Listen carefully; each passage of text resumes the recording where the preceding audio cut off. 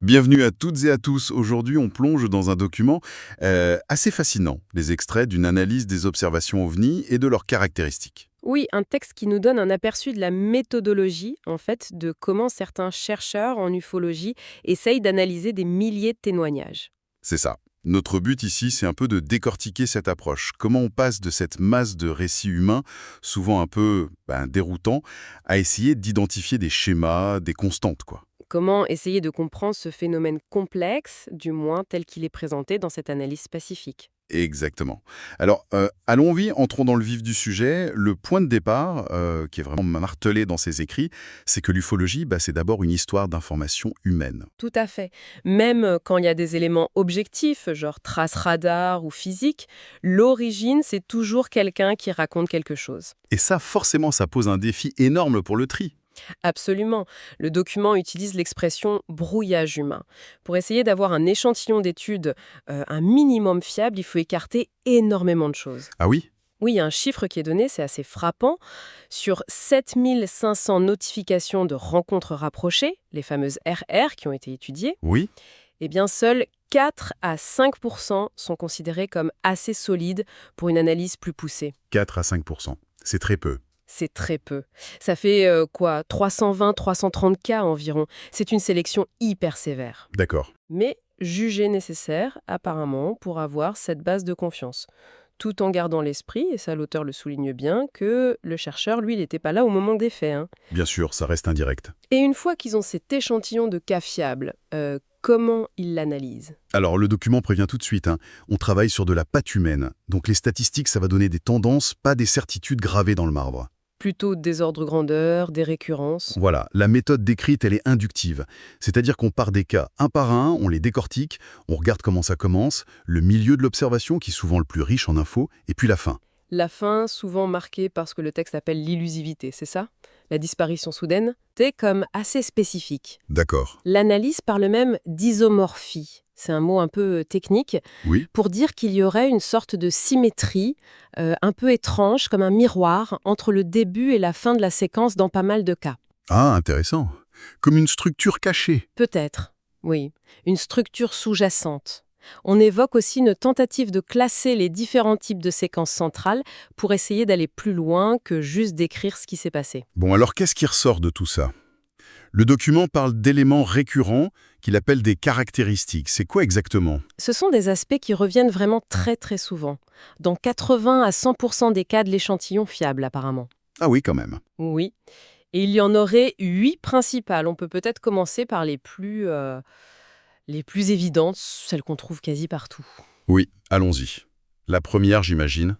Sans surprise, ce sont les comportements physiques hors normes. Ça, c'est présent dans 95 à 100% des cas étudiés. Les fameux virages à angle droit, les accélérations fulgurantes. Oui, mais pas que. L'analyse dit que ça va plus loin. Ça englobe d'autres aspects qui défient notre physique, comme l'absence d'inertie apparente ou des silences complets alors qu'on s'attendrait à un bruit énorme. D'accord. Et la deuxième caractéristique quasi constante? C'est la problématique de la lumière, présente dans environ 90% des cas, même en plein jour. Ah oui, même de jour? Oui. Et elle est décrite comme très polymorphe, c'est-à-dire qu'elle peut prendre plein de formes. Des flashs, des faisceaux précis, des lueurs diffuses autour de l'objet, des changements de couleur rapides. Mais quasi systématiquement, il y a une manifestation lumineuse anormale. Ok, donc physique et lumière, ça c'est la base. Et ensuite? Ensuite, ça devient plus étrange, on va dire. La troisième caractéristique, c'est le caractère protéiforme. Protéiforme, comme le dieu grec proté? Exactement. L'analyse raconte comment, dans les années 60, on essayait de classifier les ovnis comme on classe des modèles de voitures. On cherchait la dauphine de l'ovni, comme dit le texte. Et ça n'a pas marché. Pas du tout. On est tombé sur une diversité de formes complètement déroutante. D'où le terme protéiforme, parce que ça change tout le temps d'apparence. Oui, cette idée de métamorphose, c'est assez fou. Le document cite Michel Carrouge qui parlait de créativité exacerbée de type surréaliste. C'est ça. Les planches de dessin qui sont reproduites dans l'analyse, ça montre un vrai kaléidoscope. Des formes géométriques parfois, d'autres fois organiques ou même des trucs complètement absurdes.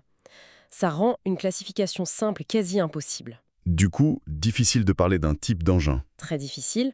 La quatrième caractéristique, elle a fait l'effet d'une bombe, surtout en France dans les années 60, si on en croit le texte. Ah oui, hein? Laquelle? C'est la dimension conscientielle.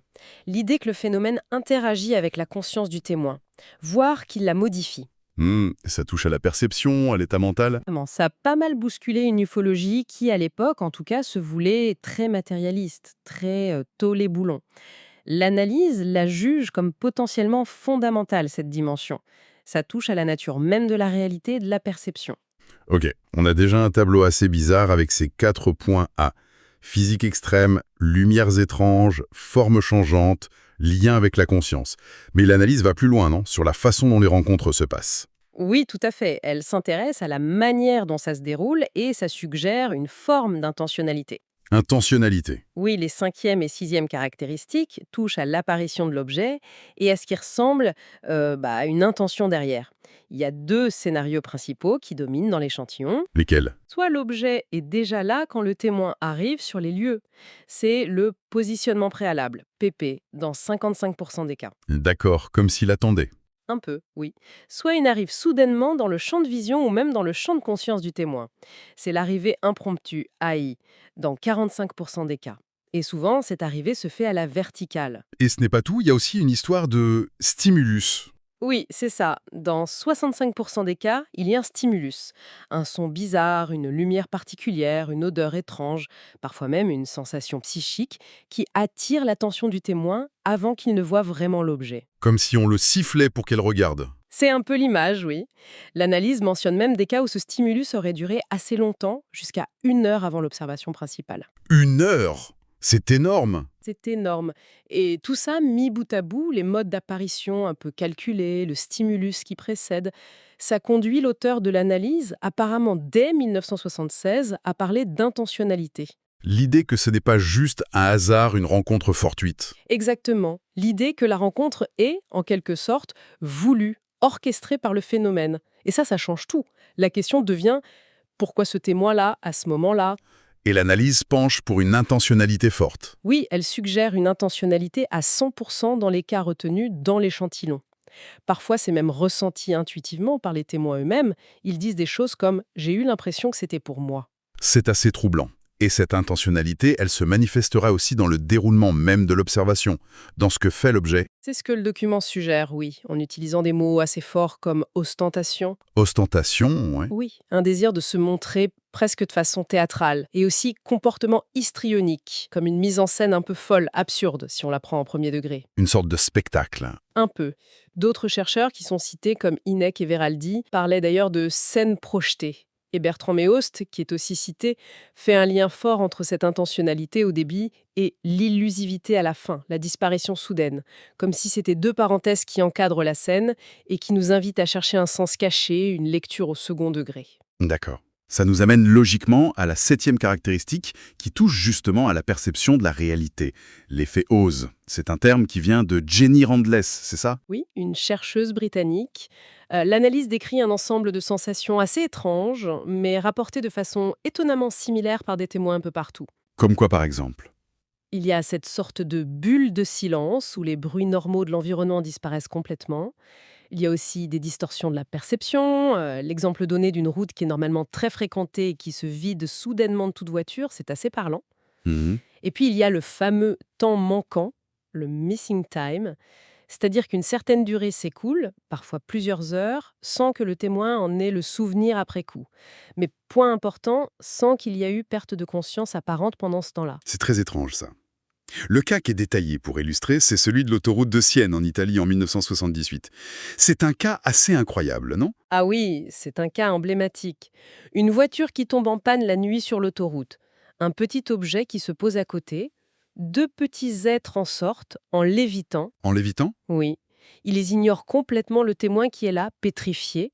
Ils font le tour de la voiture, comme s'ils l'examinaient, puis ils remontent dans leur engin et repartent. Et le plus fou, c'est la fin, non? Oui, le clou du spectacle. La voiture redémarre toute seule. Moteur et phare s'allument, alors même qu'une vitesse était engagée. C'est complètement fou, oui.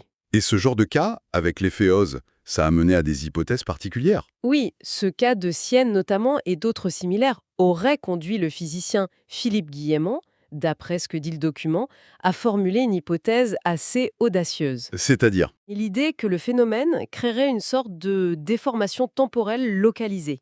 Il parle de macrobulle quantique. une macrobulle quantique. Qu'est-ce que ça veut dire, simplement? En gros, imaginez une bulle temporaire où les lois habituelles de la physique et surtout du temps seraient comme suspendues ou modifiées à l'intérieur.